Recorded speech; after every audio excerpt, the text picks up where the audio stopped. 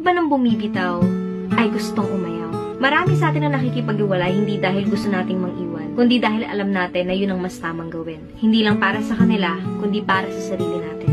Kapag nagmamahal kasi tayo, nakakalimutan natin na may sarili tayong halaga, na minsan hindi na natin yung nakikita dahil mas pinapahalagahan natin sila. We give them the love we think they deserve, without realizing na tayo naman ang hindi na nakakatanggap ng pagmamahal na kasing kahalaga natin.